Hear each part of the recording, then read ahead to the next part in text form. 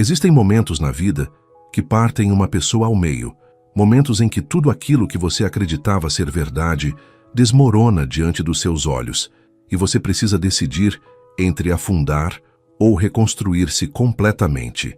Esta é a história de uma mulher que foi abandonada no dia do seu casamento, na frente de todos, e que escolheu fugir para o lugar mais improvável possível. Mas o que ela não esperava era que alguém a seguiria até lá. Alguém que carregava suas próprias cicatrizes. Alguém que entenderia sua dor melhor do que qualquer outra pessoa. Prepare-se para conhecer a história de Isabel e do barão viúvo que mudou sua vida para sempre. Mas antes de continuarmos, confira se você já está inscrito no canal e escreva nos comentários de onde você está assistindo este vídeo. Brasil, interior de São Paulo, ano de 1922. A manhã chegou carregada de umidade e expectativa na pequena igreja matriz de Santos Dumont, uma cidade cafeeira que crescia rapidamente com a riqueza vinda das fazendas ao redor. O aroma de café recém-torrado misturava-se ao perfume das flores brancas que decoravam cada banco, cada coluna, cada canto daquele espaço sagrado. Isabel Mendes da Silva estava na sacristia, vestida com um traje de noiva que sua mãe havia costurado durante 3 meses inteiros, cada ponto feito à mão com dedicação e esperança. O vestido era simples, mas elegante, tecido de algodão fino, cor de marfim, com rendas delicadas nos punhos e no colarinho. Isabel tinha 24 anos, filha de comerciantes modestos que haviam investido todas as suas economias naquele casamento. Seu pai, seu Joaquim, era dono de uma venda no centro da cidade. Sua mãe, Dona Carmen, ajudava no comércio e cuidava da casa com mãos calejadas pelo trabalho constante. Isabel era filha única, e aquele casamento representava não apenas sua felicidade, mas também a segurança financeira da família.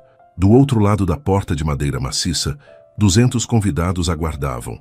Eram fazendeiros, comerciantes, professoras, funcionários da estação ferroviária, gente simples e gente importante. Todos vestidos com suas melhores roupas, todos comentando em voz baixa sobre como a noiva estava bonita, sobre como o noivo era um partido excelente, sobre como aquela união seria próspera. O noivo em questão era Rodolfo Tavares, filho do juiz da comarca. Um jovem advogado de 28 anos, bonito, bem vestido, com um futuro promissor pela frente. Isabel segurava um pequeno buquê de rosas brancas, colhidas na manhã daquele dia do jardim de sua casa. Suas mãos tremiam levemente, não de nervosismo comum, mas de uma inquietação que ela não conseguia nomear. Havia algo no ar que não estava certo. Dona Carmen ajustava o véu pela 10ª vez, suas mãos também trêmulas, mas seu rosto tentava transmitir calma. Ele deve estar chegando a qualquer momento, dizia sua mãe com um sorriso forçado. Você sabe como são os homens, sempre atrasados nas ocasiões importantes. Mas já se passavam 40 minutos do horário marcado. A cerimônia deveria ter começado às 10 horas da manhã, e o relógio da igreja já marcava 10h40. Isabel podia ouvir os murmúrios do outro lado da porta ficando mais altos, mais impacientes.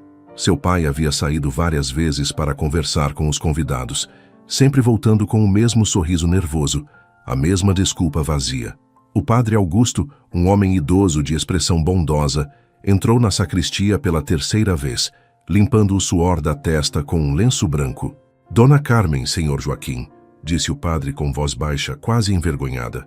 Precisamos conversar sobre o que fazer. Os convidados estão ficando inquietos. Algumas famílias já estão considerando ir embora. Isabel sentiu o estômago revirar. Ela olhou para sua mãe, que evitava seu olhar. Olhou para seu pai, cuja expressão normalmente firme, agora estava desmoronando em algo parecido com desespero. Vou até a casa dos Tavares, disse seu Joaquim de repente. Deve ter acontecido alguma coisa. Um problema com a carruagem, um mal-estar. Vou descobrir e volto já. Ele saiu apressadamente e Isabel ficou sozinha com sua mãe e o silêncio pesado que ocupava a sacristia. Dona Carmen se aproximou e segurou as mãos da filha com força.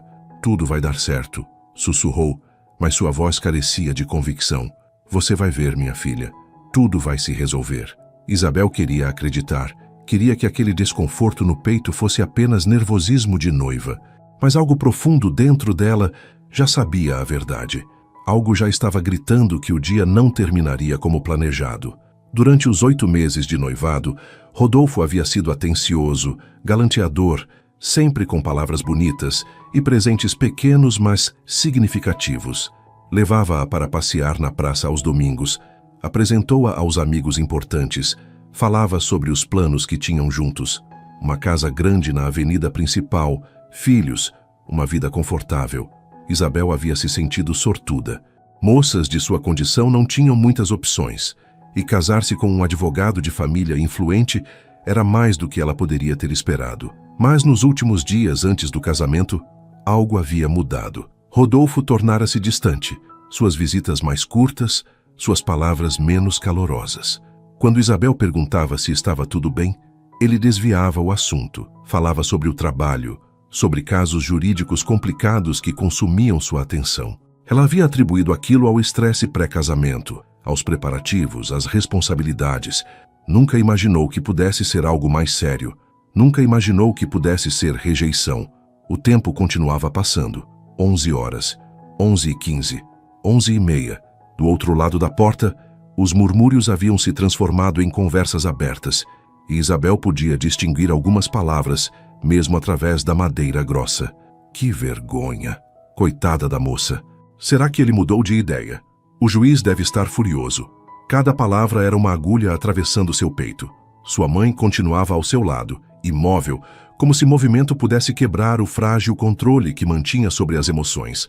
Finalmente, após uma eternidade de espera, a porta se abriu. Seu pai entrou, e Isabel soube imediatamente pela expressão dele que suas piores suspeitas eram verdadeiras. Seu Joaquim segurava um envelope branco em mãos trêmulas.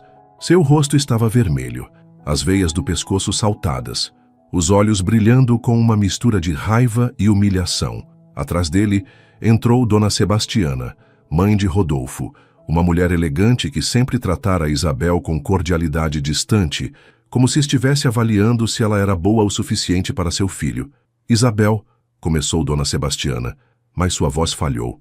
Ela limpou a garganta e continuou, cada palavra parecendo custar-lhe um esforço imenso. Meu filho pediu que eu entregasse isto a você. Ele não virá. Decidiu que o casamento não deve prosseguir.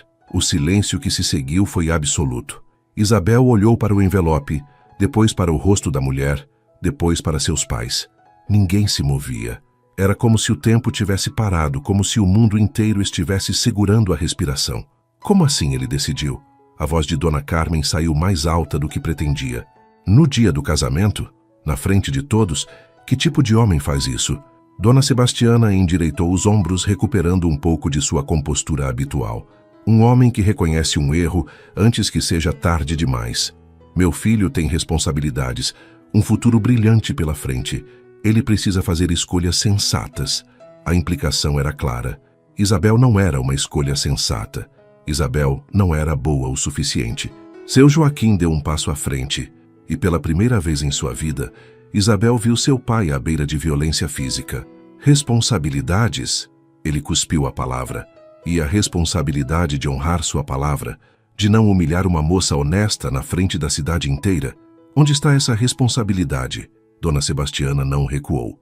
Meu marido, o juiz Tavares, está disposto a compensar financeiramente as despesas da cerimônia. Entendemos que houve investimentos. Serão ressarcidos integralmente. As palavras caíram como bombas. Compensação financeira. Como se dinheiro pudesse apagar a vergonha. Como se algumas notas pudessem costurar de volta a reputação de Isabel. Dona Carmen começou a chorar. Sons abafados que ela tentava controlar. Seu Joaquim parecia prestes a explodir. E Isabel, no centro de tudo aquilo, sentia-se estranhamente distante, como se estivesse assistindo aquela cena de muito longe, como se aquilo estivesse acontecendo com outra pessoa. Com mãos que pareciam pertencer a outra pessoa, Isabel pegou o envelope. Dona Sebastiana saiu rapidamente, claramente aliviada por ter cumprido sua missão desagradável. A porta se fechou, e Isabel abriu o envelope com movimentos mecânicos. Dentro havia uma carta curta, escrita com a caligrafia impecável de Rodolfo. Ela leu em silêncio, cada palavra gravando-se em sua mente como ferro em brasa. Isabel, peço desculpas pela forma como isto está sendo feito, mas não encontrei coragem para dizer pessoalmente. Após muita reflexão, cheguei à conclusão de que nosso casamento seria um erro. Minha carreira exige uma esposa que possa circular nos ambientes sociais adequados, alguém com conexões que me ajudem a progredir.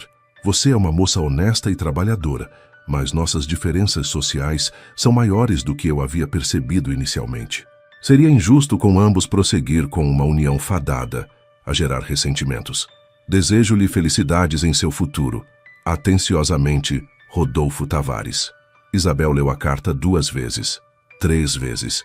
As palavras não mudavam. Ele a estava dispensando como se dispensa uma empregada que não serviu bem.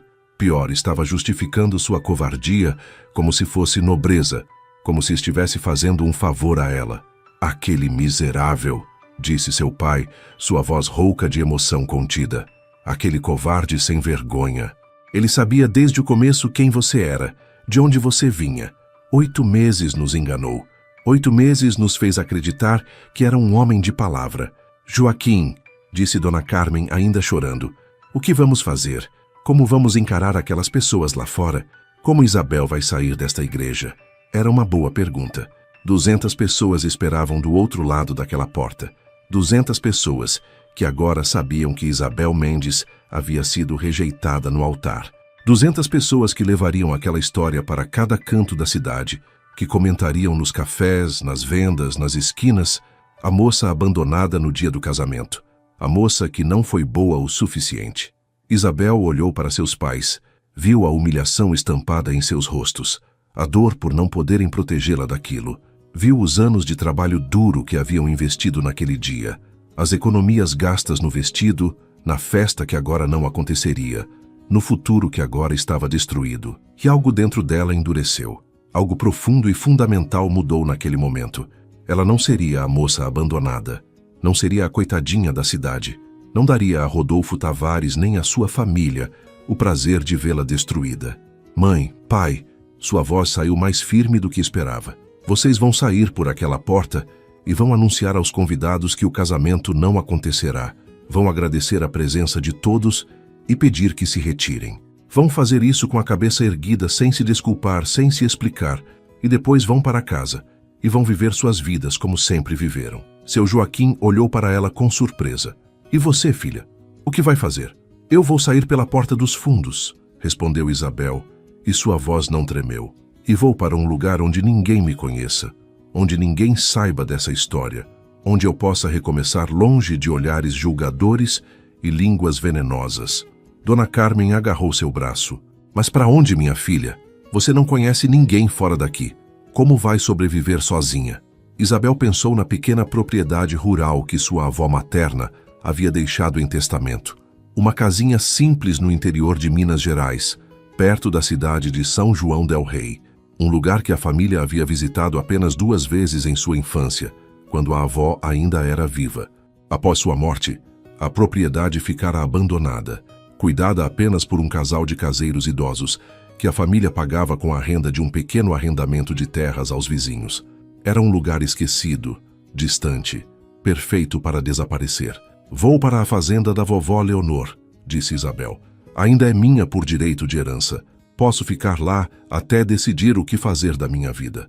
Seu pai abriu a boca para protestar, mas algo na expressão de Isabel o deteve. Ele conhecia aquele olhar. Era o mesmo olhar de determinação que sua esposa tinha quando tomava decisões importantes. Quanto dinheiro você tem? Perguntou ele praticamente. Isabel pensou. Tinha algumas economias de presentes de aniversários passados, alguns trocados que guardara ao longo dos anos. Não era muito. Uns 50 mil réis, respondeu. Seu pai tirou a carteira e contou todo o dinheiro que tinha. Aqui estão mais 200 mil réis. Não é uma fortuna, mas dá para você começar. Dona Carmen tirou do pescoço um cordão de ouro com um pequeno crucifixo. Isto foi de minha mãe. Vale alguma coisa se você precisar vender, mas prefiro que guarde como lembrança. Isabel abraçou seus pais pela última vez naquela sacristia. Não era um adeus permanente, mas parecia. Ela não sabia quando voltaria, se voltaria. Só sabia que não podia ficar ali. Enquanto seus pais saíam pela porta principal para enfrentar os convidados, Isabel saiu pela porta dos fundos, que dava para um pequeno jardim atrás da igreja. Ela ainda estava vestida de noiva, carregando apenas uma pequena bolsa com seus documentos e dinheiro. Caminhou rapidamente pelas ruas secundárias evitando a movimentação do centro. Algumas pessoas a viram e ficaram boquiabertas, mas ela não parou para explicações. Chegou em casa, subiu direto para seu quarto e tirou aquele vestido de noiva com mãos determinadas. Cada botão que abria era um peso a menos. Cada camada de tecido que removia era uma promessa quebrada deixada para trás. Vestiu uma roupa simples de viagem, uma saia escura e uma blusa branca, e começou a fazer uma mala pequena. Roupas práticas, alguns objetos pessoais, o cordão de ouro de sua mãe, uma foto de família, o dinheiro costurado no forro de uma bolsa de tecido. Ela trabalhava metodicamente, sem chorar, sem perder tempo. Não havia espaço para lágrimas agora. Haveria tempo para isso depois, quando estivesse longe, quando estivesse segura. Por enquanto, precisava apenas sair daquela cidade antes que a realidade do que havia acontecido a paralisasse completamente. Desceu as escadas e encontrou a casa vazia. Seus pais ainda não haviam voltado da igreja. Melhor assim. Despedidas prolongadas só tornariam tudo mais difícil. Deixou um bilhete curto sobre a mesa da cozinha. Estou bem. Vou para a fazenda da vovó. Escreverei quando chegar. Amo vocês. Isabel. Então saiu pela porta da frente, caminhou até a estação ferroviária e comprou uma passagem para São João del Rei. O próximo trem sairia em 2 horas. Ela esperou em um canto discreto da estação, escondida atrás de uma pilha de caixotes, evitando ser vista. Podia ouvir fragmentos de conversas de outras pessoas esperando pelo trem. Você ouviu sobre o casamento que não aconteceu hoje? Dizem que o noivo fugiu. Coitada da noiva, que vergonha. Isabel fechou os olhos e respirou fundo. Em breve aquelas vozes ficariam para trás. Em breve ela seria apenas mais uma passageira anônima em um trem rumando para longe. Quando finalmente embarcou, escolheu um compartimento vazio e sentou-se junto à janela. O trem apitou, as rodas começaram a girar e Santos Dumont começou a ficar para trás. Isabel olhou pela janela enquanto a cidade desaparecia, sendo substituída por campos de café, depois por pastagens, depois por matas fechadas. Cada quilômetro que se distanciava era um pequeno alívio. Cada estação que passavam sem parar era uma camada a mais entre ela e a humilhação daquela manhã. A viagem durou 1 dia e meio, com uma parada durante a noite em uma cidade intermediária, onde precisou esperar por outro trem. Isabel dormiu pouco, sempre alerta, sempre preocupada com sua segurança como mulher sozinha viajando. Mas conseguiu chegar a São João del Rei sem incidentes graves. De lá, precisou contratar uma carroça que a levasse até a propriedade de sua avó, mais 2 horas de viagem por estradas de terra precárias. O sol já estava baixo quando finalmente chegaram. A casa era menor do que Isabel lembrava de sua infância. Uma construção simples de adobe, com telhado de telhas, paredes caiadas de branco, já descascando em vários pontos. Havia uma varanda na frente, com 2 cadeiras de balanço velhas. Ao redor, terras que um dia foram cultivadas, mas agora estavam tomadas por mato. Uma pequena horta que parecia estar sendo cuidada. Algumas galinhas ciscando no terreiro e, saindo da casa ao ouvir o barulho da carroça, um casal de idosos. Seu Germano e Dona Benedita eram os caseiros que cuidavam do lugar desde que a avó de Isabel falecera, quase 10 anos atrás. Ele devia ter uns 70 anos, baixo, magro, com mãos calejadas, de quem trabalhou a vida inteira na terra. Ela era um pouco mais nova, talvez 65, com um rosto redondo e gentil emoldurado por cabelos completamente brancos, presos em um coque. Ambos pareceram surpresos ao ver Isabel, mas não fizeram perguntas indiscretas. Dona Isabel, disse seu Germano tirando o chapéu de palha em um gesto de respeito. Não esperávamos visita. A casa não está preparada para receber gente de qualidade. Isabel desceu da carroça com a ajuda do condutor, que descarregou sua pequena mala e partiu depois de receber o pagamento. Não se preocupem, disse ela tentando sorrir. Não vim de visita. Vim para ficar. Por quanto tempo, ainda não sei. Espero que não se importem com a minha presença. Dona Benedita enxugou as mãos no avental e se aproximou. Seu olhar materno percebeu imediatamente que algo estava errado. Havia marcas de lágrimas no rosto de Isabel, apesar de ela ter tentado se recompor durante a viagem. Havia uma tristeza profunda em seus olhos, que não combinava com uma moça de sua idade. Ora, menina, disse a mulher com voz suave, esta é sua casa. Sempre foi e sempre será. Venha, vou preparar um chá e algo para você comer. Deve estar exausta da viagem. A casa por dentro era simples, mas limpa. Dona Benedita claramente cuidava do lugar com carinho. Havia flores do campo em um jarro sobre a mesa, as janelas estavam abertas, deixando entrar ar fresco. O cheiro de pão assado ainda pairava na cozinha. Isabel foi levada para o único quarto da casa, pequeno mas acolhedor, com uma cama de solteiro coberta por uma colcha de retalhos que ela reconheceu como sendo feita por sua avó. Seu Germano e eu dormimos na casinha dos fundos, explicou Dona Benedita. Sempre mantivemos este quarto pronto, caso alguém da família viesse visitar. Vou buscar lençóis limpos. Isabel sentou-se na cama e, pela primeira vez desde aquela manhã terrível, permitiu-se sentir. O choque começou a passar e em seu lugar veio a dor. Não era apenas a dor da rejeição, mas a dor de ter sido enganada, de ter acreditado em promessas vazias, de ter permitido que seu valor fosse determinado por um homem que não a merecia. As lágrimas vieram finalmente, silenciosas e amargas. Ela chorou pelo vestido que não serviu para nada, pelos planos que viraram pó, pela ingenuidade de ter confiado. Chorou pela decepção de seus pais, pela vergonha que trouxera sobre eles sem culpa alguma. Chorou pela versão de si mesma que acordara naquela manhã cheia de esperanças e que morrera na sacristia de uma igreja. Quando Dona Benedita voltou com os lençóis, encontrou Isabel chorando e não disse nada. Apenas sentou-se ao seu lado e segurou sua mão, oferecendo o conforto silencioso de uma presença acolhedora. Naquela noite, Isabel dormiu profundamente pela primeira vez em dias.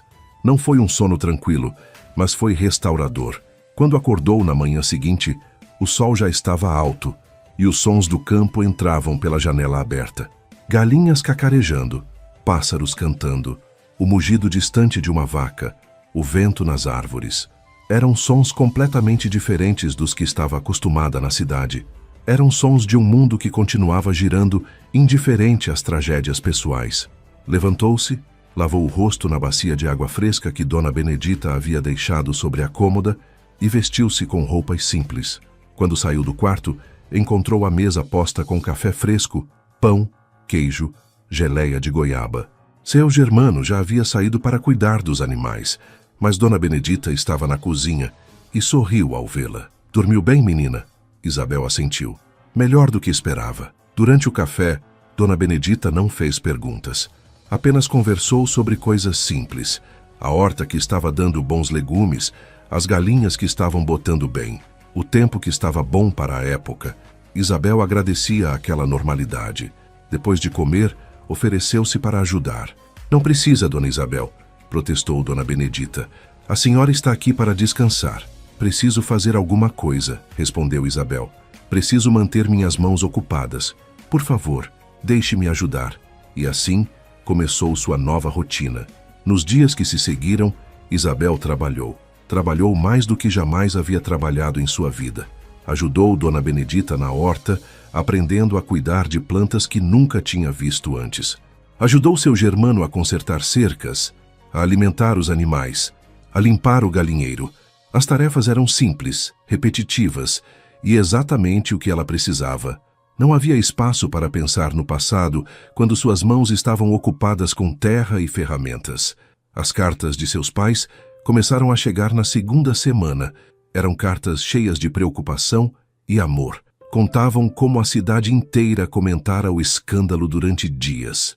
Como a família Tavares mantinha-se reclusa, envergonhada pela covardia de Rodolfo. Como alguns comerciantes haviam deixado de fazer negócios com o juiz em protesto silencioso. Como seu Joaquim mantinha a venda aberta, com a cabeça erguida, sem dar satisfações a ninguém. Isabel respondia às cartas garantindo que estava bem, que estava segura, que o trabalho no campo a estava ajudando a curar. Não mencionava que chorava todas as noites antes de dormir. Não mencionava que acordava às vezes no meio da madrugada, com o coração acelerado, revivendo aqueles momentos terríveis na sacristia. Não mencionava que a raiva e a tristeza alternavam-se dentro dela como marés. Às vezes, uma mais forte, às vezes a outra, mas nunca completamente ausentes. Um mês se passou. Depois 2. Isabel sentia-se mudando. Suas mãos, antes macias e cuidadas, agora tinham calos. Sua pele, antes protegida do sol, agora estava bronzeada. Seu corpo, antes acostumado com tarefas leves, agora estava mais forte. Mas as mudanças não eram apenas físicas. Algo dentro dela estava se reconstruindo de forma diferente. Ela não era mais a moça que sonhava com casamento e segurança. Estava se tornando alguém que encontrava paz na simplicidade, que valorizava silêncios sobre conversas vazias, que media valor por caráter e não por posição social. Foi em uma tarde quente de março que Isabel ouviu o som de cavalos se aproximando. Ela estava na horta, de joelhos na terra, arrancando ervas daninhas que insistiam em crescer entre os pés de tomate. Seu Germano estava consertando o telhado do galinheiro. Dona Benedita preparava o almoço na cozinha. Era uma cena tranquila, rotineira, até que o som dos cascos quebrou aquela paz. Isabel levantou-se, limpando as mãos no avental sujo de terra. Eram 3 cavaleiros. Ela podia ver à distância. Visitantes eram raros ali. A propriedade ficava em uma estrada secundária, longe dos caminhos principais. Seu coração acelerou com uma pontada de medo irracional. E se fosse Rodolfo? E se ele tivesse descoberto onde ela estava e viesse para mais humilhações? Ela se forçou a respirar fundo. Não seria ele. Rodolfo nunca sairia de seu conforto urbano para procurá-la. À medida que os cavaleiros se aproximavam, Isabel conseguiu distinguir melhor suas silhuetas. O homem à frente montava com postura ereta, quase militar. Devia ter uns 40 anos, usando roupas de viagem de boa qualidade, mas empoeiradas pela estrada. Os outros 2 eram claramente empregados, um mais velho e outro mais jovem, ambos levando sacolas de viagem nas celas. Seu Germano desceu do telhado e foi ao encontro dos visitantes, secando as mãos em um pano. "Boa tarde, senhores", disse o velho caseiro com educação cautelosa. "Posso ajudar?" O homem à frente desmontou com movimentos fluidos, revelando uma altura considerável e ombros largos. Tinha cabelos escuros com fios grisalhos nas têmporas, olhos castanhos observadores, uma barba bem aparada que emoldurava um rosto de traços marcados. Havia algo nele que transmitia autoridade, mas não arrogância, respeito, mas não superioridade. "Boa tarde", respondeu ele com voz profunda e clara. "Meu nome é Miguel Albuquerque. Sou proprietário da fazenda Santa Clara, a cerca de 5 léguas daqui. Estou procurando a residência da família Silva. Me disseram na cidade que seria nesta direção." Isabel sentiu seu estômago revirar. Alguém de Santos Dumont a encontrara? Mas o sobrenome estava errado. Ela era Mendes da Silva, não apenas Silva, e ele não parecia conhecê-la. Seu Germano olhou em direção a Isabel, incerto sobre como proceder. Ela se aproximou lentamente, ainda consciente de sua aparência desalinhada, com terra nas mãos e nos joelhos. "Eu sou Isabel Mendes da Silva", disse, mantendo a voz firme. "Esta propriedade pertence à minha família." "Como posso ajudá-lo?" Miguel Albuquerque virou-se para ela, e Isabel viu seus olhos estudá-la rapidamente. Não era um olhar invasivo ou desrespeitoso, mas analítico, como se ele estivesse avaliando com quem estava lidando. "Senhorita Silva", ele fez uma leve reverência, um gesto educado, mas não exagerado. "Perdoe a intrusão. Vim falar sobre um assunto de negócios. Tenho interesse em comprar terras nesta região para a expansão da minha fazenda de café. Soube que esta propriedade pode estar disponível para venda." Isabel piscou surpresa. "Quem lhe disse isso?" "O tabelião de São João del Rei mencionou que esta terra estava praticamente abandonada há anos, sem cultivo ativo, mantida apenas por caseiros. Assumi que a família poderia estar interessada em vender." Ela sentiu uma pontada de irritação. A terra não estava abandonada. Estava sendo cuidada, mesmo que modestamente. E a ideia de vendê-la, de perder o único refúgio que tinha, fez algo se apertar em seu peito. "O senhor assumiu errado", respondeu com mais firmeza do que pretendia. "Esta propriedade não está à venda. Foi herança de minha avó e pretendo mantê-la." Miguel arqueou uma sobrancelha, claramente não esperando aquela resposta. "Entendo, mas posso fazer uma oferta generosa. Esta terra, embora mal aproveitada, tem bom potencial para cultivo de café. Solo adequado, acesso à água, localização razoável. Poderia oferecer um valor que certamente compensaria qualquer apego sentimental." A maneira como disse "apego sentimental" tocou um nervo. como se os sentimentos de Isabel fossem irrelevantes diante do lucro potencial, como se ela fosse apenas mais uma camponesa ignorante, que não entendia o valor real das coisas. Senhor Albuquerque, disse Isabel cruzando os braços sobre o peito, agradeço seu interesse, mas minha resposta é não. Esta terra não está à venda por nenhum valor. Agora, se me dá licença, tenho trabalho a fazer. Ela virou-se para voltar à horta, mas a voz dele a deteve. Perdoe-me se soei insensível, disse Miguel, e havia algo diferente em seu tom agora, menos negociante, mais humano. Não era minha intenção diminuir o valor que esta propriedade tem para a senhorita. Apenas pensei em fazer uma proposta honesta, mas respeito sua decisão. Isabel virou-se novamente para encará-lo. Havia sinceridade em seu rosto, e cansaço também, ela notou. Olheiras profundas, linhas de tensão ao redor da boca, uma tristeza sutil nos olhos que ela reconhecia porque via a mesma tristeza no espelho todos os dias. O senhor viajou muito para chegar até aqui, disse ela, suavizando um pouco o tom. Dona Benedita pode preparar café e algo para comer antes de vocês voltarem. Miguel hesitou, claramente surpreso com o gesto de hospitalidade após a recusa. Não queremos causar mais transtorno. Não é transtorno, interrompeu Isabel. É educação básica. Venham. Ela chamou Dona Benedita, que prontamente começou a preparar café e biscoitos. Os empregados de Miguel foram levados por seu germano para a sombra dos fundos, onde poderiam descansar e comer também. Isabel e Miguel sentaram-se na varanda, naquelas velhas cadeiras de balanço, com uma pequena mesa entre eles onde Dona Benedita colocou a bandeja com o café. Durante alguns minutos, beberam em silêncio. Isabel observava o fazendeiro discretamente. Ele tinha boa postura, mas parecia carregado, como se o peso do mundo estivesse em seus ombros. Havia algo de controlado em seus movimentos, uma contenção que sugeria alguém acostumado a guardar emoções. A senhorita vive aqui sozinha? Perguntou ele finalmente, quebrando o silêncio. Com os caseiros, respondeu Isabel. Estou aqui temporariamente cuidando da propriedade. Temporariamente, ele repetiu, como se testando a palavra. Então talvez no futuro a situação mude e a oferta de compra possa ser reconsiderada. Isabel quase sorriu da persistência dele. Ou talvez eu decida ficar permanentemente e transformar esta propriedade em algo produtivo por conta própria. Miguel tomou mais um gole de café, estudando-a com interesse renovado. A senhorita tem experiência com agricultura? Nenhuma, admitiu Isabel. Mas estou aprendendo. Seu germano tem conhecimento suficiente para me ensinar o básico. E o que não sei, posso aprender. Ele assentiu lentamente, como se avaliando se ela era ingênua ou corajosa. Agricultura não é fácil, especialmente para alguém sem capital inicial, sem equipamentos, sem mão de obra. Café, então, nem se fala. Requer investimento significativo, anos até a primeira colheita rentável, conhecimento técnico específico. Não estou interessada em café, disse Isabel. Pensei em começar com algo menor. Legumes, frutas, talvez alguns porcos. Produtos que posso vender no mercado local. Miguel inclinou a cabeça, considerando. Uma abordagem sensata para começar. Mas ainda assim vai precisar de ajuda. Não pode fazer tudo sozinha. Por que o senhor se importa? Perguntou Isabel, genuinamente curiosa. Se não vou vender a terra, por que dar conselhos? Ele ficou em silêncio por um momento, olhando para o horizonte onde o sol começava a baixar.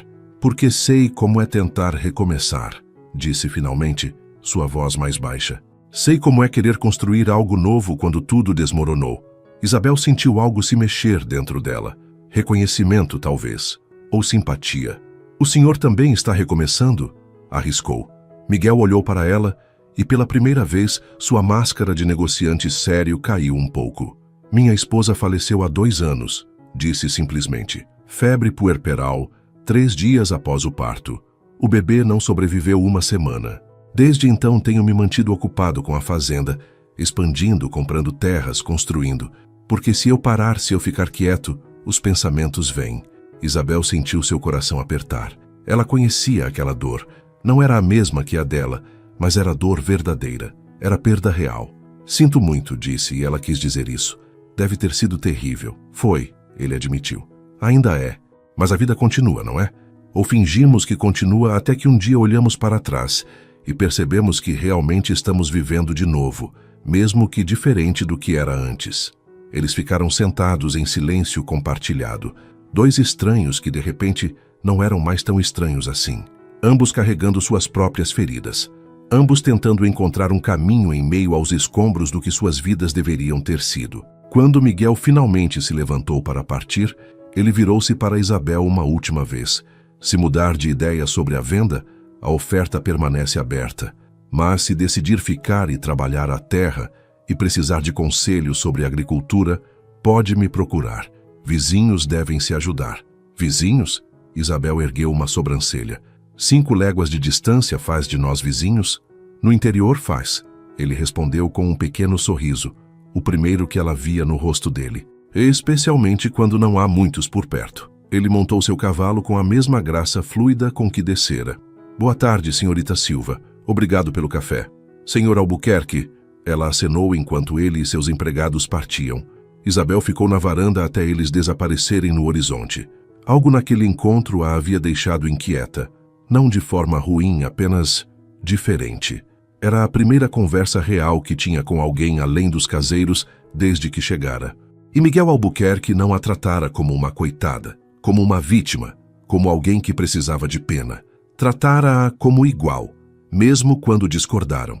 Havia respeito naquilo que ela não esperava encontrar.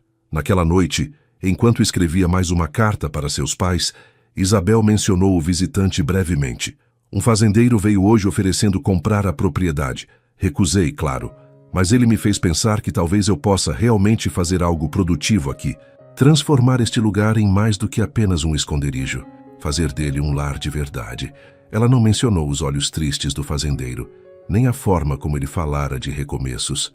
Algumas coisas eram pessoais demais para compartilhar, mesmo com os pais. Os dias voltaram à sua rotina, mas agora com um propósito renovado. Isabel começou a fazer planos. Conversou longamente com seu germano sobre o que a terra poderia produzir. Ele ficou animado com o interesse dela, e juntos desenharam estratégias. Começariam expandindo a horta, depois construiriam um chiqueiro adequado para criar porcos, talvez algumas cabras para leite e queijo. Nada grandioso, mas sustentável. Uma semana depois da visita de Miguel, Isabel foi à cidade pela primeira vez desde que chegara. Precisava comprar ferramentas, sementes, algumas coisas que não tinham na propriedade. Dona Benedita a acompanhou, insistindo que uma moça não deveria ir sozinha à cidade. São João del Rei era maior do que Santos Dumont, mais antiga, com igrejas barrocas imponentes e ruas de pedra. Isabel gostou do anonimato que a cidade oferecia. Ninguém a conhecia. Ninguém sabia sua história. Estavam na loja de ferragens quando Isabel ouviu uma voz conhecida. Senhorita Silva, ela se virou e encontrou Miguel Albuquerque entrando na loja, parecendo levemente surpreso de vê-la. Senhor Albuquerque, ela cumprimentou. Fazendo compras também? Sempre há algo que precisa ser consertado em uma fazenda, ele respondeu com um meio sorriso. E a senhorita, começando seus planos de agricultura? Tentando, admitiu Isabel. Mas confesso que estou um pouco perdida em meio a tantas opções. Não sei direito o que preciso. Miguel hesitou. Depois ofereceu. Se quiser, posso ajudá-la a escolher. Tenho alguma experiência com ferramentas. Isabel avaliou a oferta. Parte dela queria recusar, manter sua independência, não dever favores. Mas a parte prática reconhecia que realmente não sabia o que estava fazendo. Agradeço a ajuda, disse finalmente. Durante a hora seguinte, Miguel a guiou pela loja, explicando para que servia cada ferramenta, quais eram essenciais, quais podiam esperar. Ele era paciente, nunca condescendente, tratando suas perguntas com seriedade. Este tipo de enxada é melhor para solo mais duro, explicava. Esta pá é boa para cavar buracos para plantio. Este ancinho serve para preparar canteiros. Isabel absorvia tudo, fazendo anotações mentais. Quando chegaram ao balcão para pagar, ela havia selecionado um conjunto básico, mas completo de ferramentas. O valor era considerável, consumindo uma boa parte de suas economias, mas era um investimento necessário. Posso dar uma sugestão não solicitada? Disse Miguel, enquanto ela pagava. Isabel olhou para ele, curiosa. Depende da sugestão. Há um senhor que conheço, seu Alberto. Tem uma pequena propriedade perto da minha. Ele é excelente com porcos. Se a senhorita está pensando em criação, ele poderia vender alguns leitões e dar conselhos sobre manejo. Posso apresentá-lo se quiser. Isabel considerou. Era um gesto gentil, útil, e não havia razão para recusar ajuda legítima apenas por orgulho. Isso seria muito útil, obrigada. Eles saíram da loja juntos, Dona Benedita seguindo atrás, carregando algumas das compras menores. Na rua, Miguel virou-se para Isabel. Vou estar na região da propriedade da senhorita semana que vem, supervisionando alguns trabalhos. Posso passar e levar a senhorita até a propriedade do seu Alberto, se for conveniente. Não quero causar transtorno, disse Isabel, mas ele acenou descartando a preocupação. Não é transtorno. Como eu disse, vizinhos devem se ajudar. Havia algo no jeito que ele disse vizinhos, que fez Isabel sorrir levemente. Então agradeço. Qualquer dia da semana serve para mim. Quarta-feira pela manhã, então, decidiu Miguel. Passo por volta das 9 horas? Isabel concordou, e eles se despediram. No caminho de volta para casa, Dona Benedita comentou: parece um homem de bem esse fazendeiro. Educado, prestativo. Parece, concordou Isabel, não querendo elaborar sobre o que pensava de Miguel Albuquerque. Na quarta-feira seguinte, Miguel chegou pontualmente às 9 da manhã. Desta vez veio sozinho, montando um cavalo castanho robusto. Isabel já estava pronta, vestida com roupas práticas de trabalho. Seu germano trouxera a égua mais mansa do pequeno estábulo, e Isabel montou com alguma dificuldade. Não era cavaleira experiente, mas conseguiu se manter na sela com dignidade razoável. A cavalgada até a propriedade de seu Alberto levou 40 minutos. Miguel manteve um ritmo confortável, ocasionalmente apontando pontos de referência no caminho. Aquele morro ali marca a divisa da minha fazenda, dizia. Aquele córrego nunca seca, mesmo no auge da seca. Aquela área de mata é preservada por acordo entre os fazendeiros locais. Isabel apreciava os comentários.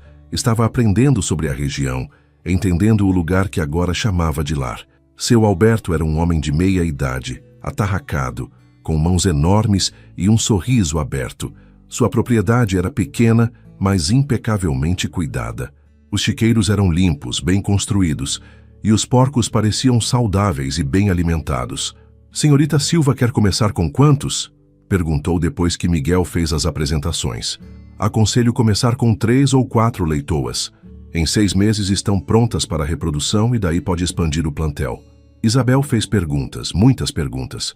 Sobre alimentação, sobre doenças comuns, sobre a construção adequada de chiqueiros, sobre mercado e preços. Seu Alberto respondia tudo com paciência, claramente feliz em compartilhar seu conhecimento. No final, Isabel comprou 4 leitoas jovens que seriam entregues na semana seguinte junto com sacos de ração inicial e instruções detalhadas. No caminho de volta, Miguel estava mais falante. A senhorita aprende rápido, comentou. Fez todas as perguntas certas. Não posso me dar ao luxo de cometer erros por ignorância, respondeu Isabel. Cada decisão precisa ser bem pensada. Ele olhou para ela com uma expressão que ela não soube interpretar. A senhorita fala como alguém que aprendeu isso da forma difícil. Isabel não respondeu imediatamente. Eles cavalgaram em silêncio por alguns minutos antes que ela finalmente dissesse: todos aprendemos da forma difícil, eventualmente. É parte da vida. Verdade, concordou Miguel suavemente. Mas alguns aprendem lições mais duras que outros. Havia algo na voz dele que fez Isabel olhar em sua direção. Ele mantinha os olhos na estrada à frente, mas ela podia ver a tensão em sua mandíbula, a tristeza que nunca estava longe de seus olhos. O senhor ainda pensa nela todos os dias? Perguntou Isabel baixinho, sabendo que ele entenderia sobre quem ela falava. Miguel não fingiu não entender. Todos os dias, admitiu. Às vezes acho que estou melhorando, que a dor está diminuindo. Então algo pequeno acontece. Uma música que ela gostava, o cheiro de uma flor que ela cultivava, e tudo volta com força total. E o bebê? Isabel sabia que estava sendo invasiva, mas algo na abertura dele a encorajava a perguntar. Um menino, disse Miguel, sua voz ficando rouca. Viveu 6 dias. Nunca o segurei. Quando minha esposa morreu, eu não conseguia nem olhar para ele. E então ele também se foi, e vivi com a culpa de não ter lhe dado nem mesmo esse consolo final. Isabel sentiu lágrimas queimarem seus olhos. A dor dele era palpável, crua mesmo 2 anos depois. Sinto muito, disse, sabendo que as palavras eram inadequadas, mas necessárias. pela sua esposa e pelo seu filho, e sinto que carregue culpa por algo que não foi sua responsabilidade. Dor nos faz pensar coisas irracionais sobre nós mesmos. Ele olhou para ela então, realmente olhou, e Isabel viu reconhecimento em seus olhos. A senhorita também carrega algo pesado. Não foi uma pergunta. Por isso está aqui, escondida em uma propriedade remota, trabalhando como se estivesse tentando se esgotar fisicamente. Isabel desviou o olhar. Não estou escondida. Estou recomeçando. As duas coisas podem ser verdade ao mesmo tempo, disse Miguel gentilmente. Eles chegaram à propriedade de Isabel antes que ela precisasse responder. Ao desmontar, Miguel segurou as rédeas de ambos os cavalos por um momento. Senhorita Silva, sei que mal nos conhecemos, mas se algum dia precisar conversar, ou simplesmente de companhia silenciosa, minha porta está aberta. Às vezes ajuda a falar com alguém que entende o peso de recomeços. Isabel olhou para aquele homem alto, com seus olhos tristes e sua bondade inesperada. Obrigada, Sr. Albuquerque, e o mesmo vale para o senhor. Ele assentiu, montou novamente e partiu. Isabel ficou observando até ele desaparecer, sentindo algo estranho no peito. Não era atração, pelo menos não no sentido romântico. Era algo mais profundo e mais simples. Era conexão. Era o reconhecimento de duas almas feridas que, de alguma forma, encontraram uma a outra no meio do nada, sem julgamentos, sem expectativas, apenas com compreensão mútua. Nas semanas que se seguiram, Miguel passou a aparecer com alguma regularidade. Nunca sem motivo claro, sempre havia uma desculpa. Estava na região e trouxe mudas de hortaliças que sobraram em sua fazenda. Seu Alberto mandou recados sobre os porcos. Havia uma feira de animais na cidade e talvez Isabel quisesse ir. Ela aceitava as visitas, os gestos de ajuda, porque reconhecia pelo que eram. Tentativas de um homem solitário de construir conexões humanas novamente. E Isabel descobriu que apreciava a companhia dele. Miguel era inteligente, bem informado, capaz de conversar sobre diversos assuntos. Ele a tratava como igual, nunca condescendente, sempre interessado em suas opiniões.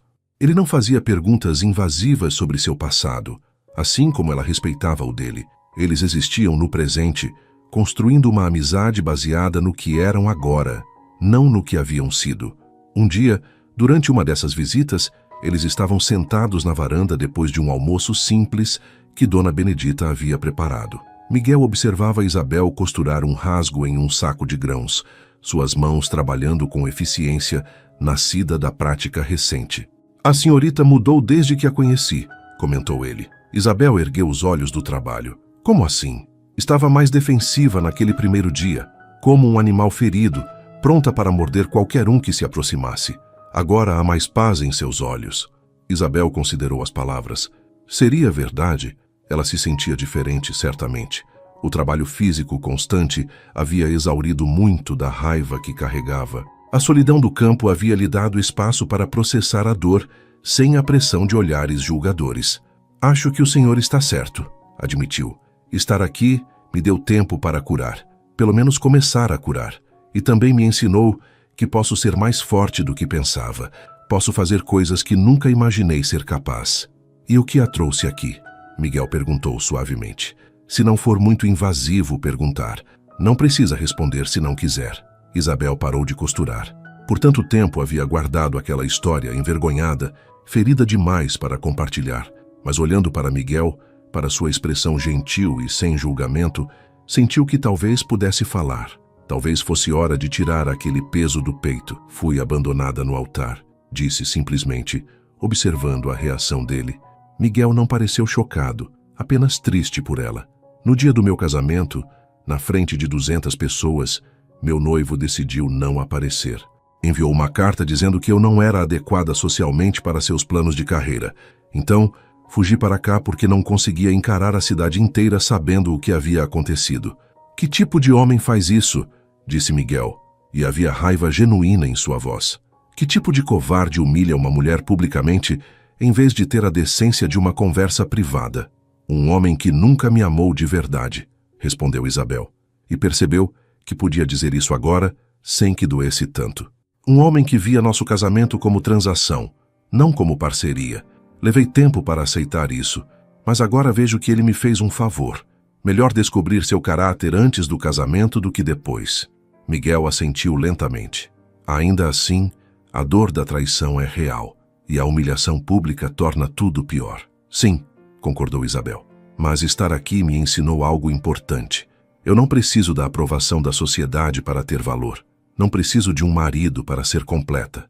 Posso construir uma vida por conta própria, nos meus próprios termos, e essa vida pode ser satisfatória e significativa.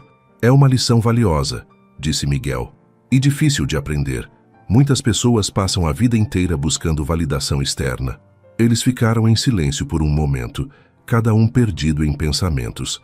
Então, Miguel falou novamente, sua voz baixa e sincera. Senhorita Silva, posso dizer algo que pode ser impróprio? Isabel o encarou, curiosa e levemente apreensiva. Depende do que for. O homem que a abandonou foi um tolo, disse Miguel, segurando seu olhar. Não por causa de sua posição social ou conexões, mas porque claramente não reconheceu a força de caráter que a senhorita possui, a resiliência, a determinação, a capacidade de se reconstruir. Essas são qualidades raras e preciosas. Ele perdeu algo valioso por pura estupidez. Isabel sentiu o rosto esquentar. Não era exatamente uma declaração romântica, mas vinda de Miguel, aquelas palavras significavam muito. Eram sinceras, ponderadas, vindas de alguém que conhecia dor e perda, que entendia o verdadeiro valor das coisas. Obrigada, disse suavemente. Isso significa mais do que o senhor imagina ouvir. Apenas falei a verdade, respondeu Miguel, voltando a olhar para o horizonte. Os meses passaram, e o verão deu lugar ao outono. A propriedade de Isabel começou a prosperar sob seus cuidados. As hortas produziam abundantemente. Os porcos engordavam saudáveis. Ela começou a vender excedentes no mercado da cidade, fazendo contatos, construindo uma pequena reputação como produtora confiável. O dinheiro que entrava não era muito, mas era suficiente para cobrir despesas e ainda guardar um pouco. Sua correspondência com os pais continuava regular. Eles haviam aceitado que ela não voltaria tão cedo, talvez nunca. Nas cartas contavam que o escândalo havia se tornado velho, substituído por novos acontecimentos na cidade. Rodolfo Tavares havia se casado com a filha de um político de outra cidade, um casamento claramente arranjado para benefício mútuo das famílias. Ninguém falava mais de Isabel, exceto ocasionalmente com Piedade, que ela preferiu a zombaria. Uma tarde de maio, com o ar ficando mais fresco e as primeiras folhas começando a cair, Miguel apareceu sem aviso, mas desta vez era diferente. Ele parecia nervoso, inquieto, como alguém prestes a fazer algo importante. Isabel notou imediatamente. Aconteceu algo? Perguntou preocupada. Não, nada de ruim. Ele se apressou em tranquilizá-la. Apenas, preciso falar com a senhorita sobre algo importante. Podemos conversar? Isabel levou-o para a varanda, seu coração acelerando sem saber por quê. Sentaram-se nas cadeiras de balanço, e por um momento, Miguel apenas olhou para as mãos, reunindo palavras. Finalmente ele começou a falar. Senhorita Silva, Isabel, nos últimos meses a senhorita se tornou importante para mim. Mais importante do que imaginei que alguém poderia se tornar de novo. Isabel sentiu seu coração apertar. Ela sabia o que estava vindo e não sabia se estava pronta. Miguel, por favor, deixe-me terminar. Ele pediu gentilmente. Não estou declarando amor eterno. Não acredito que isso seja possível para nenhum de nós depois do que passamos. Mas estou dizendo que encontrei em sua companhia algo que não esperava encontrar de novo. Paz, compreensão, uma conexão que não exige que eu finja ser algo que não sou. Eu sinto o mesmo, admitiu Isabel, porque era verdade. Sua amizade tem sido importante para mim, tem me ajudado a curar. Amizade, repetiu Miguel, e então olhou diretamente para ela. E se pudesse ser mais? Não estou falando de romance apaixonado ou grandes gestos. Estou falando de parceria, de duas pessoas que entendem dor e perda, que estão reconstruindo suas vidas, fazendo isso juntas. De companheirismo, respeito e a possibilidade de algo mais crescer com o tempo. Isabel sentiu lágrimas queimarem seus olhos. Parte dela queria dizer sim imediatamente. Miguel era um homem bom, gentil, que a respeitava genuinamente. Mas outra parte, a parte que ainda carregava cicatrizes, hesitava. Tenho medo, confessou. Medo de confiar de novo. Medo de que a história se repita de formas diferentes. Medo de não ser suficiente. Você é mais do que suficiente, disse Miguel com firmeza. E eu não sou Rodolfo Tavares. Não a estou avaliando por critérios sociais ou calculando vantagens. Estou apenas um homem cansado de estar sozinho, pedindo a uma mulher que respeito profundamente que considere construir algo novo comigo. Preciso de tempo, disse Isabel. Não para decidir se o senhor é um bom homem, isso eu já sei. Mas para ter certeza de que estou fazendo isso pelos motivos certos. Não quero aceitar por medo da solidão ou por conveniência. Se formos fazer isso, quero fazer com honestidade completa. Miguel assentiu, claramente esperando aquela resposta. Entendo. E não tenho pressa. Já esperei 2 anos para sentir qualquer coisa de novo. Posso esperar mais um pouco. Apenas saiba que minha proposta é sincera e permanecerá aberta enquanto a senhorita precisar. Ele se levantou para ir embora, mas Isabel segurou sua mão. Miguel, obrigada por sua honestidade, por seu respeito, por não me pressionar. São qualidades raras. Ele apertou a mão dela suavemente. Você merece nada menos que respeito, Isabel. Merece alguém que espere, que entenda, que valorize quem você é. E se eventualmente decidir que esse alguém não sou eu, ainda serei grato pela amizade que construímos. Depois que ele partiu, Isabel ficou na varanda até o sol se pôr, pensando. Pensou sobre Rodolfo e sua traição. Pensou sobre a mulher que era naquele dia terrível na igreja, assustada e humilhada. Pensou sobre a mulher que havia se tornado mais forte, mais independente, mais consciente de seu próprio valor. E pensou sobre Miguel, sobre sua bondade constante, sobre como ele a fazia sentir segura sem se sentir pequena. Naquela noite, escreveu uma longa carta para seus pais. Contou sobre Miguel, sobre sua proposta, sobre suas dúvidas e esperanças. Pediu conselhos mesmo sabendo que a decisão final seria apenas dela. A resposta veio 3 semanas depois. Seu pai escreveu com sua caligrafia firme: Filha, apenas você pode saber o que seu coração deseja. Mas posso dizer que um homem que espera, que respeita seu tempo, que não exige mas oferece, é um homem que entende o verdadeiro significado de parceria. Rodolfo nunca esperou nada. Sempre exigiu, sempre tomou. Compare os dois e terá sua resposta. Sua mãe adicionou um bilhete separado. Minha querida Isabel, você não precisa de casamento para ser feliz ou completa, mas se escolher casar, que seja com alguém que a faça sentir mais forte, não mais fraca. Alguém que adicione à sua vida, não que subtraia. Pelo que descreveu, esse Miguel parece ser esse tipo de homem, mas confie em seu instinto. Ele a guiou bem até agora. Isabel guardou as cartas e continuou sua rotina. Os dias ficaram mais frios com a chegada do inverno. Ela plantou culturas de estação fria, cuidou dos animais, fez melhorias na propriedade e pensou. Pensou muito. Miguel continuou visitando, mas manteve certa distância, respeitando seu pedido de tempo. Suas conversas permaneceram amigáveis, mas sem pressão, sem expectativas não ditas. Foi em uma manhã de julho, com geada cobrindo o chão e o ar tão frio que formava névoa ao respirar, que Isabel tomou sua decisão.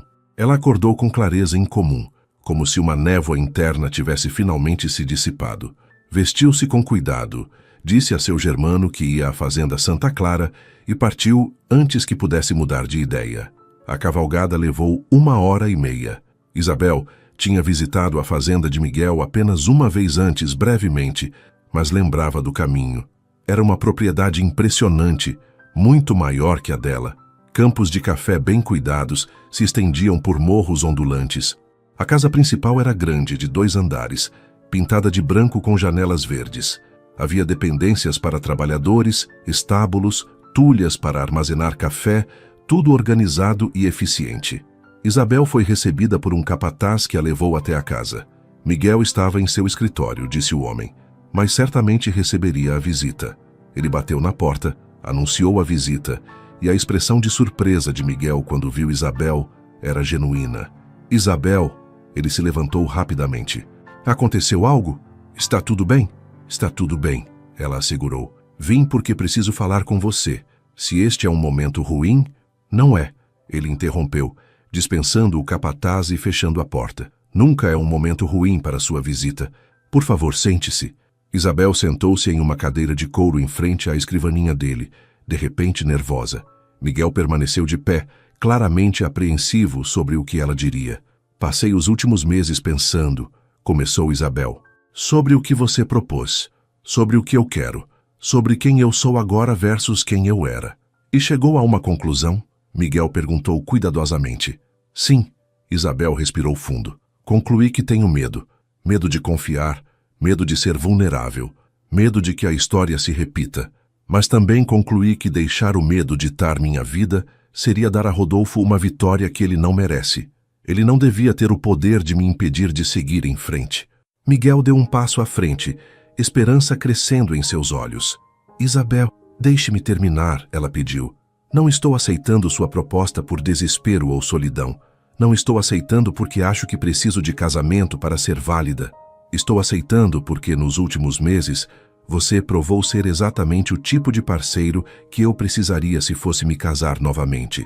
Alguém que respeita minha independência, que valoriza meu trabalho, que não tenta me mudar ou me controlar. Eu estou aceitando, ele continuou, porque quando penso no futuro, a versão que me faz mais feliz é aquela onde você está presente, não como meu salvador ou protetor, mas como meu companheiro, meu amigo, meu parceiro. Estou aceitando porque confio em você de uma forma que não achei que pudesse confiar em alguém de novo. Miguel atravessou a distância entre eles em 2 passadas longas, ajoelhando-se diante de sua cadeira e tomando suas mãos. Isabel, prometo que honrarei essa confiança todos os dias. Não serei perfeito, cometeremos erros, mas prometo sempre tratar você com respeito, sempre valorizar suas opiniões, sempre trabalhar ao seu lado como igual. Eu sei, disse Isabel, e descobriu que realmente sabia. Não havia dúvidas, não havia medos paralisantes, apenas certeza tranquila de que estava fazendo a escolha certa pelos motivos certos. Então sim, Miguel, sim, vou casar com você. Ele se levantou, puxando-a para um abraço que foi caloroso, mas respeitoso, significativo, mas não invasivo. Isabel encostou a cabeça em seu ombro e sentiu algo se resolver dentro dela. Isto não era o romance de contos de fadas que ela havia imaginado quando mais jovem. Era algo melhor, era real, construído sobre fundações sólidas de respeito mútuo e compreensão genuína. Eles passaram o resto da manhã conversando sobre planos práticos. Miguel insistiu que Isabel poderia manter sua propriedade, que não precisava abandonar o que havia construído. Podemos viver aqui durante as estações de plantio e colheita do café, sugeriu, e em sua propriedade nas outras épocas. Ou você pode continuar administrando sua terra enquanto eu cuido da minha, e nos encontramos regularmente. Não precisa haver regras rígidas. Acho que seria bom manter ambas as propriedades, disse Isabel pensativa. A minha para culturas menores e animais, a sua para café. Poderíamos torná-las complementares, não competitivas. Miguel sorriu. Vê? Já está pensando como parceira de negócios. É exatamente esse tipo de perspectiva que aprecio em você. Eles decidiram casar-se discretamente, sem grande cerimônia. Nenhum dos dois queria pompa ou multidões. Uma cerimônia simples na igreja de São João del Rei, apenas com testemunhas necessárias e talvez alguns amigos próximos. Seus pais deveriam estar presentes, disse Miguel. Sei que vivem longe, mas é um momento importante. Eles deveriam estar aqui. Isabel concordou, tocada pela consideração dele. Ela escreveu imediatamente para seus pais, contando as novidades e convidando-os para a cerimônia. A resposta chegou por telegrama em vez de carta. Partindo semana que vem. Mal podemos esperar para conhecer ele. Te amamos, mãe e pai. Os preparativos levaram 1 mês. Não havia muito a fazer intencionalmente. Isabel não queria nada que lembrasse sua primeira tentativa de casamento. Sem vestido elaborado, sem flores excessivas, sem lista de convidados interminável. Apenas uma cerimônia significativa entre 2 pessoas que escolhiam construir uma vida juntas. Ela comprou um vestido simples, mas bonito, azul claro, apropriado para uma noiva que não era mais jovem nem ingênua. Seus pais chegaram 3 dias antes da cerimônia. O reencontro foi emocional. Dona Carmen chorou ao abraçar a filha, comentando como ela estava diferente, mais madura, mais forte. Seu Joaquim apertou Miguel em um abraço e disse baixinho, «Cuide bem da minha filha, ou responderá a mim». Miguel respondeu com seriedade, «Pretendo cuidar dela pelo resto de minha vida, senhor. Tem minha palavra». Na noite anterior ao casamento, Isabel e sua mãe ficaram acordadas conversando. «Você tem certeza, filha?» perguntou Dona Carmen. Não por duvidar dele, mas por você. Está fazendo isso pelos motivos certos? Estou, mãe. Isabel segurou a mão de sua mãe. Não estou me casando por medo ou pressão. Estou me casando porque escolho isso.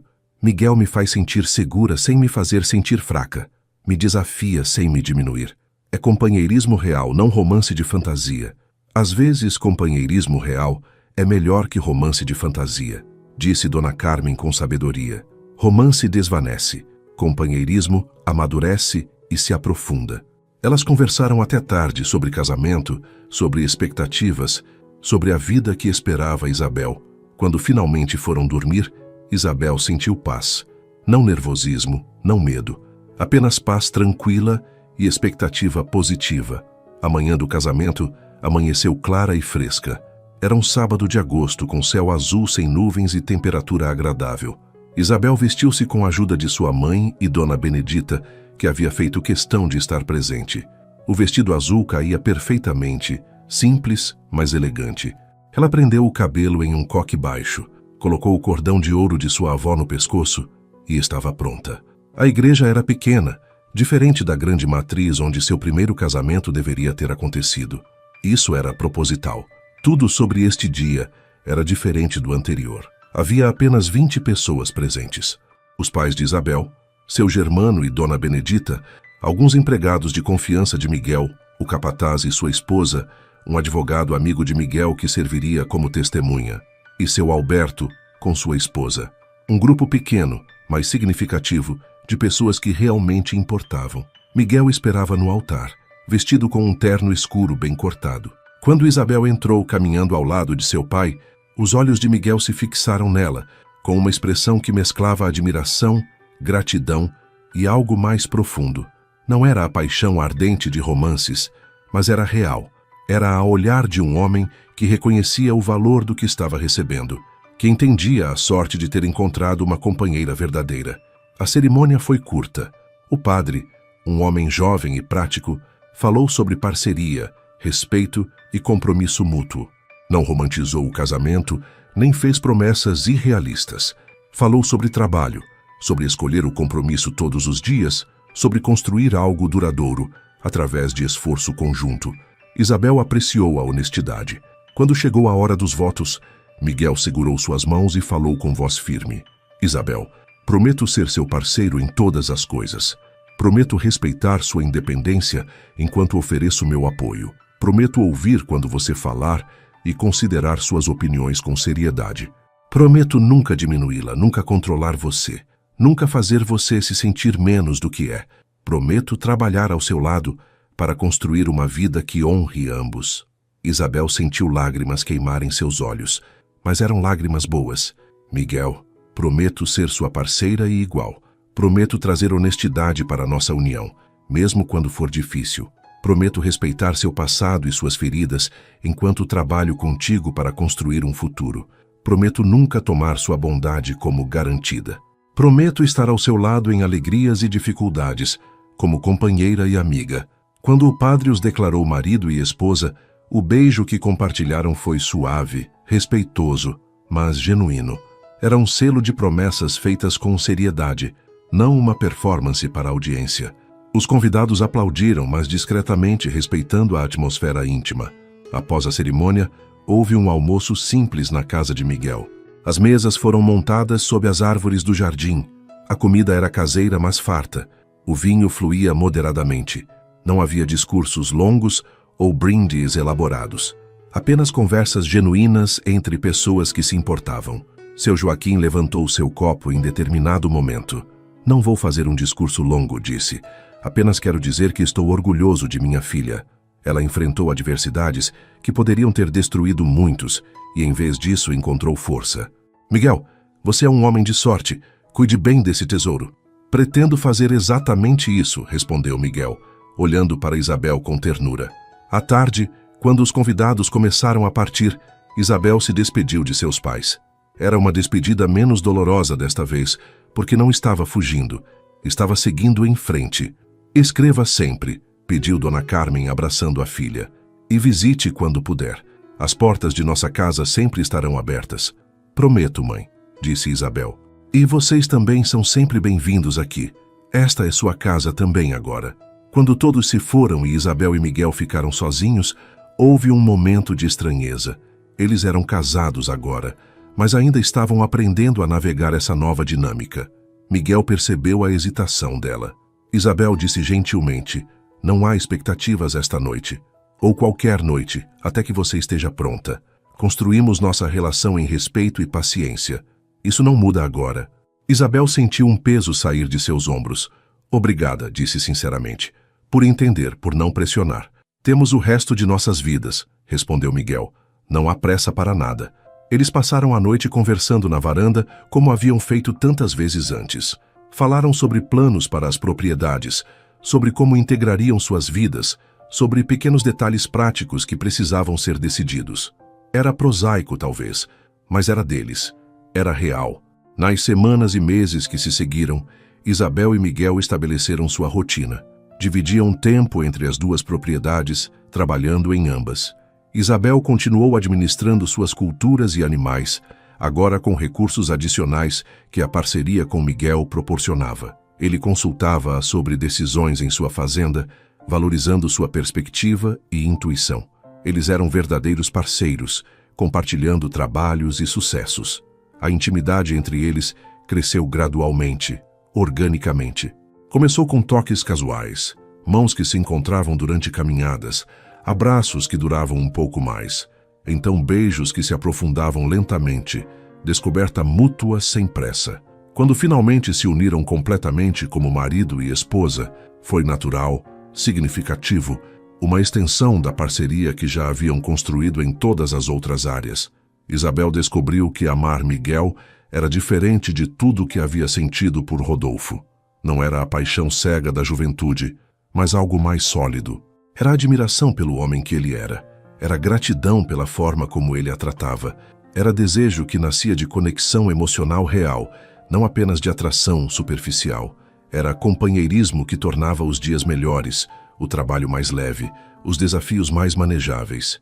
Um ano após o casamento, em uma tarde de agosto que marcava seu aniversário, Isabel e Miguel estavam na propriedade dela, verificando a colheita de milho.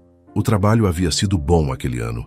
As chuvas vieram no tempo certo, as pragas foram controladas e os campos estavam carregados. "Bom ano", comentou Miguel, satisfeito. Sua intuição sobre plantar aqui estava certa. O solo respondeu bem. "Nosso trabalho conjunto", corrigiu Isabel. "Eu não teria conseguido sem seus conselhos e recursos." Ele sorriu, passando o braço pelos ombros dela. "Gosto de como você sempre enfatiza o nosso. Parceria real." Eles caminharam de volta para a casa, onde Dona Benedita havia preparado um jantar especial para celebrar o aniversário. A mesa estava posta com esmero, velas acesas, os pratos favoritos de ambos. Durante o jantar, Miguel entregou a Isabel um pacote embrulhado. "Não é muito", disse quase tímido, "mas pensei que você apreciaria." Isabel abriu com cuidado e encontrou um livro, bem encadernado, com páginas em branco. "É um diário", explicou Miguel. "Pensei que você poderia querer registrar seus experimentos agrícolas, suas observações sobre plantio e colheita. Sei que sua avó fazia isso, e você mencionou que gostaria de continuar a tradição." Isabel folheou as páginas vazias, imaginando-as preenchidas com anotações, desenhos, o conhecimento que estava acumulando. "É perfeito", disse, com lágrimas nos olhos. "Obrigada." "Há algo escrito na primeira página", apontou Miguel. Isabel abriu e viu sua caligrafia forte. "Para Isabel, que transforma desertos em jardins, dor em força, e fez um solitário viúvo acreditar na vida novamente. Com admiração e amor, Miguel." Isabel não conseguiu conter as lágrimas. Eram lágrimas de felicidade, de gratidão, de reconhecimento de quanto havia mudado desde aquele dia terrível na igreja. "Eu te amo", disse. E era verdade. Não era o amor que havia imaginado na juventude, mas era real e profundo. "Amo você também", respondeu Miguel, secando suas lágrimas. "Mais do que achei possível amar de novo." Naquela noite, deitados juntos na cama, Isabel pensou sobre sua jornada. De noiva abandonada, a mulher independente, a esposa amada. Cada passo havia sido necessário. A dor de Rodolfo a havia forçado a descobrir sua própria força. O exílio forçado a havia ensinado que podia sobreviver sozinha. E Miguel havia lhe mostrado que era possível confiar de novo, amar de novo, construir algo novo sobre fundações mais sólidas que as antigas. No que está pensando? Perguntou Miguel, sua voz sonolenta no escuro. Em como sou grata, respondeu Isabel honestamente. Grata por tudo que aconteceu, até mesmo as partes ruins, porque tudo me trouxe até aqui, até você, até esta vida que construímos. Eu também sou grato, disse ele, puxando-a mais perto, pelos caminhos tortuosos que nos trouxeram um ao outro. Os anos passaram com a regularidade reconfortante de estações. Isabel e Miguel construíram uma vida rica em significado, se não em drama. Expandiram suas operações agrícolas, tornando-se respeitados na região por seus métodos inovadores e tratamento justo de trabalhadores. Isabel começou a dar conselhos a outras mulheres que queriam trabalhar a terra, compartilhando conhecimento livremente. 3 anos após o casamento, Isabel descobriu que estava grávida. A notícia trouxe alegria misturada com apreensão para ambos. Miguel especialmente ficou apavorado, memórias de sua primeira esposa assombrando-o. E se acontecer de novo? Disse uma noite, sua voz quebrando. Não posso perder você, Isabel. Não consigo. Não vai. Ela segurou seu rosto com firmeza. Vou tomar todos os cuidados. Temos acesso a médico melhor agora. E sou forte, Miguel. Muito mais forte do que era. A gravidez foi cuidadosamente monitorada. Miguel não poupou recursos, trazendo o melhor médico de São João del Rei para consultas regulares. Isabel reduziu suas atividades físicas pesadas, mas continuou ativa, sabendo que isso era importante para sua saúde. Dona Benedita e Dona Carmen, que veio passar os últimos meses com a filha, cuidaram dela com dedicação maternal. Quando chegou a hora do parto, foi longo e difícil. Isabel trabalhou por 18 horas, com Miguel segurando sua mão durante todo o processo, recusando-se a sair do quarto apesar das convenções que diziam que homens não deviam presenciar nascimentos. Estou aqui, repetia sempre que ela gritava de dor. Não vou deixá-la, você é forte, você consegue. E ela conseguiu. Com um último empurrão desesperado, seu filho veio ao mundo, pequeno, mas saudável, com pulmões poderosos que anunciaram sua chegada com berros indignados. Um menino, disse o médico, colocando o bebê nos braços de Isabel, saudável e forte. Miguel olhou para seu filho com uma mistura de admiração e terror. Quando finalmente o segurou, lágrimas desceram seu rosto. Desculpe, disse ao bebê suavemente. Desculpe por não ter segurado seu irmão, mas vou segurar você todos os dias, prometo. Chamaram o menino de João em homenagem ao avô materno. Era um bebê exigente, que chorava muito e dormia pouco, mas Isabel e Miguel o adoravam. Dividiam os cuidados noturnos, revezando-se, para que nenhum ficasse exausto demais. Dona Benedita ajudava durante o dia, e Dona Carmen estendeu sua visita por 3 meses para garantir que sua filha se recuperasse completamente. Ver Miguel com o filho era comovente. Ele era atencioso e gentil, mas Isabel podia perceber o medo subjacente sempre que o bebê chorava muito ou parecia febril. Ele está bem, ela o assegurava sempre. Bebês choram, bebês ficam inquietos. É normal. Aos poucos, Miguel começou a relaxar, permitindo-se apenas apreciar a paternidade em vez de temer constantemente a perda. 2 anos depois, veio uma filha, Helena. O segundo parto foi mais fácil, e com ele veio mais confiança. Miguel segurou a filha recém-nascida, sem o terror que havia marcado o nascimento de João. Ela tem seus olhos, disse ele a Isabel, maravilhado. E seu queixo determinado, respondeu Isabel rindo. Pobres de nós quando ela for adolescente. A vida com 2 filhos pequenos era caótica, mas feliz. A casa sempre tinha barulho de crianças, brinquedos espalhados, risadas e choros. Isabel descobriu que adorava ser mãe, mas de forma diferente do que havia imaginado na juventude. Ela não era apenas mãe. Era também agricultora, empresária, esposa, indivíduo. Sua identidade não se reduzia a um único papel, e Miguel garantia que ela tivesse tempo e espaço para todas as facetas de quem era. Vou ficar com as crianças hoje, dizia às vezes. Vá trabalhar na horta, ou apenas leia ou visite Dona Benedita. Precisa de tempo para si mesma. E Isabel fazia o mesmo por ele, garantindo que tivesse tempo para administrar suas fazendas, para cavalgar sozinho pelos campos às vezes, para ser Miguel além de pai e marido. Era equilíbrio construído conscientemente, mantido através de comunicação constante e respeito mútuo. Os filhos cresceram saudáveis e curiosos. João era observador e quieto. Gostava de ajudar o pai nos estábulos e aprender sobre café. Helena era barulhenta e aventureira. Seguia a mãe para a horta e queria saber o nome de cada planta, cada inseto, cada pássaro. Isabel os ensinava com paciência, assim como Miguel fazia, sabendo que educação não vinha apenas de livros, mas também de experiência prática. Quando João tinha 5 anos e Helena 3, Isabel recebeu uma carta inesperada. Era de Santos Dumont, mas não de seus pais. Era de uma prima que ela não via há anos. A prima escrevia que Rodolfo Tavares havia falecido subitamente, um ataque cardíaco aos 38 anos. Pensei que você deveria saber, escrevia a prima. Sei que a história entre vocês foi difícil. Ele deixou uma viúva e 2 filhos. Isabel leu a carta 2 vezes esperando sentir algo. Raiva, tristeza, satisfação vingativa. Mas não sentiu nada disso. Sentiu apenas uma leve melancolia pela vida desperdiçada, pelas escolhas ruins que Rodolfo havia feito. Lamento por sua esposa e filhos, disse a Miguel quando contou a ele. Ninguém deveria perder um pai e marido tão jovem. E você? Perguntou Miguel cuidadosamente. Como se sente? Alívio, acho, disse Isabel honestamente.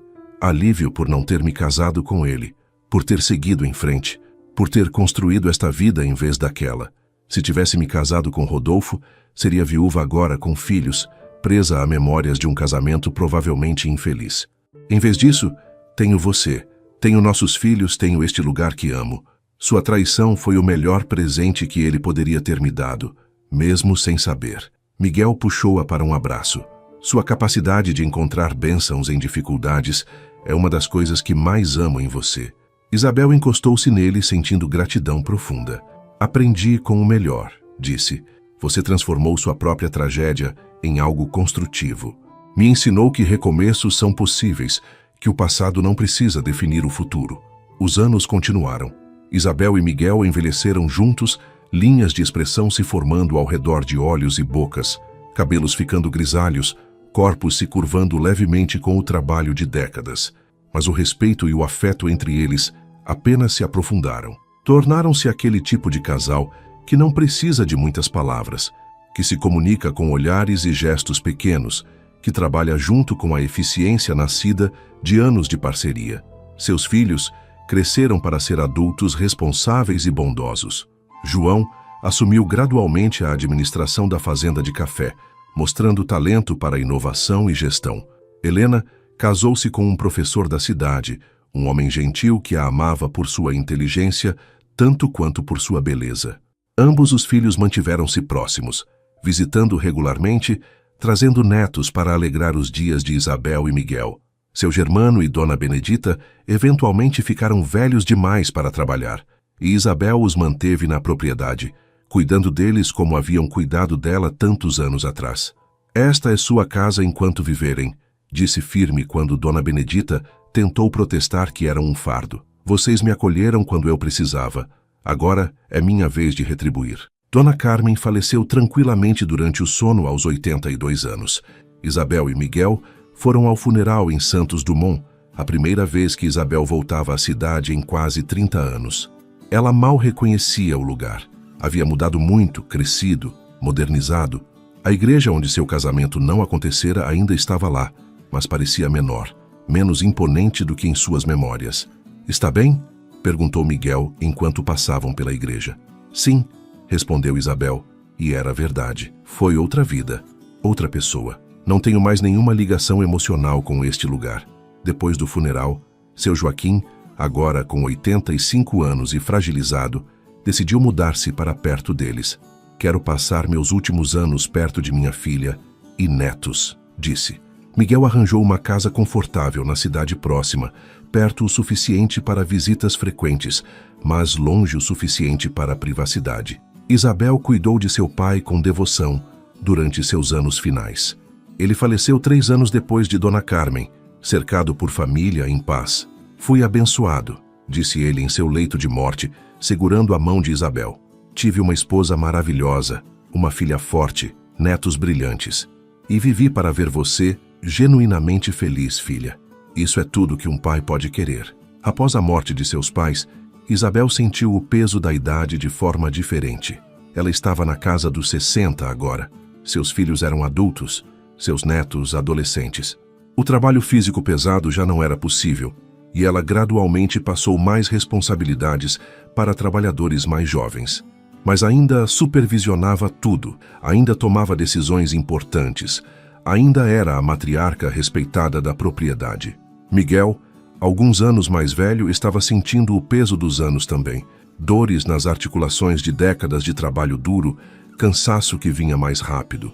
Mas sua mente permanecia afiada, e ele continuou administrando suas fazendas com eficiência, agora cada vez mais com a ajuda de João. "Estou ficando velho", comentou uma noite, um raro momento de vulnerabilidade. "Assusta pensar que um dia não estarei mais aqui." "Me assusta também", admitiu Isabel. "Mas olhe o que construímos, Miguel. Esta propriedade próspera, nossos filhos bem estabelecidos, netos que crescem saudáveis. Nosso legado continua muito além de nós mesmos." "Nossa história continua", corrigiu Miguel suavemente. "A história de como dois corações feridos se encontraram e construíram algo belo dos escombros. Espero que nossos netos contem essa história, que aprendam que nunca é tarde demais para recomeçar, que traições não precisam nos destruir." "Eles contarão", Isabel assegurou, "e dirão que foi uma história de amor, mas não do tipo convencional. Amor construído sobre respeito, sobre trabalho compartilhado, sobre escolher um ao outro repetidamente através dos anos." Ela segurou a mão dele, notando como estava manchada pela idade, mas ainda forte, ainda capaz. "E dirão que foi uma história de transformação, de como uma noiva abandonada encontrou não um salvador, mas um parceiro, de como um viúvo inconsolável encontrou não uma substituta, mas uma companheira nova." Eles ficaram sentados na varanda naquela noite, na mesma casa onde Isabel havia chegado tantos anos atrás, desesperada e ferida. A mesma casa que testemunhara sua transformação de vítima a sobrevivente à próspera. As rosas que ela havia plantado décadas atrás ainda floresciam, suas gerações sucessivas embelezando o jardim. As árvores que ela e Miguel haviam plantado juntos agora eram grandes, oferecendo sombra generosa. "Sem arrependimentos?", perguntou Miguel, fazendo a mesma pergunta que fizera no dia do casamento tantos anos atrás. "Nenhum", respondeu Isabel com absoluta certeza. "Cada escolha, cada dificuldade, cada momento de dor valeu a pena, porque me trouxe aqui, a esta vida, a você, a tudo que construímos." Mesmo aquele dia terrível na igreja, ele pressionou suavemente. "Especialmente aquele dia", disse Isabel com convicção, "porque foi o dia que me forçou a descobrir quem eu realmente era, sob todas as expectativas sociais. Foi o dia que comecei a jornada que me trouxe até você." Mais 5 anos passaram. Miguel começou a ter problemas de coração, episódios de dor no peito que os médicos diziam ser angina. Isabel cuidava dele com dedicação feroz, garantindo que tomasse seus remédios, que descansasse adequadamente, que não se esforçasse demais. "Preciso de mais alguns anos", dizia ele às vezes. "Quero ver Helena ter mais filhos. Quero ver João expandir a fazenda para aquela terra nova que estamos considerando. Quero mais tempo com você." "Teremos o tempo que tivermos", respondia Isabel praticamente, "e aproveitaremos cada dia." E aproveitavam. Pequenos momentos tornaram-se preciosos. Café da manhã juntos observando o nascer do sol. Caminhadas lentas pelo jardim. Visitas de filhos e netos que enchiam a casa de vida e barulho. Noites tranquilas lendo juntos, cada um com seu livro, compartilhando silêncio confortável. Foi em uma manhã de outubro, com o ar fresco e o céu azul brilhante, que Miguel não acordou. Isabel acordou ao lado dele e soube imediatamente. Havia uma paz em seu rosto que não estava lá na noite anterior, uma quietude absoluta. Ela se deitou ao lado dele mais uma vez, segurando sua mão já fria, permitindo-se alguns minutos privados antes de chamar os filhos, antes de começar o processo de despedida. "Obrigada", sussurrou, "por me encontrar quando eu estava perdida, por me amar como eu precisava ser amada, por construir esta vida comigo. Descanse agora, meu amor. Você merece descanso." O funeral foi grande. Miguel era respeitado na região. e pessoas vieram de propriedades distantes para prestar homenagem. Isabel ficou de pé, forte, recebendo condolências com graça. Doía, profundamente, mas era uma dor diferente da que sentira quando jovem. Não era a dor da traição ou humilhação. Era a dor limpa da perda legítima, de dizer adeus a alguém genuinamente amado. Enterraram Miguel na propriedade, em um lugar que ele havia escolhido anos atrás, sob uma árvore grande, onde ele gostava de sentar e observar os campos de café. Isabel plantou rosas ao redor do túmulo, as mesmas rosas que ele a ajudara a plantar décadas atrás. Até nos encontrarmos de novo, disse ela, tocando a lápide de pedra simples que carregava seu nome e as datas de sua vida. Cuidarei de tudo que construímos juntos. E cuidou. Isabel viveu mais 12 anos após a morte de Miguel, permanecendo ativa e envolvida com as propriedades até seus últimos dias. Ela viu mais netos nascerem, viu bisnetos chegarem, viu a família que ela e Miguel haviam criado expandir e prosperar. Suas mãos eventualmente ficaram muito artríticas para trabalhar na terra, mas ela ainda supervisionava, ainda aconselhava, ainda era a matriarca respeitada e amada. Aos 83 anos, durante um almoço de domingo com toda a família reunida, Isabel teve um derrame. Foi súbito, devastador. Ela sobreviveu 3 dias, tempo suficiente para despedidas. Seus filhos se revezavam ao lado de sua cama, segurando sua mão, contando histórias, garantindo que não estava sozinha. Seus netos vieram, alguns trazendo bisnetos que ela tocou com mãos trêmulas, abençoando silenciosamente. No terceiro dia, em uma tarde tranquila com sol entrando pela janela, Isabel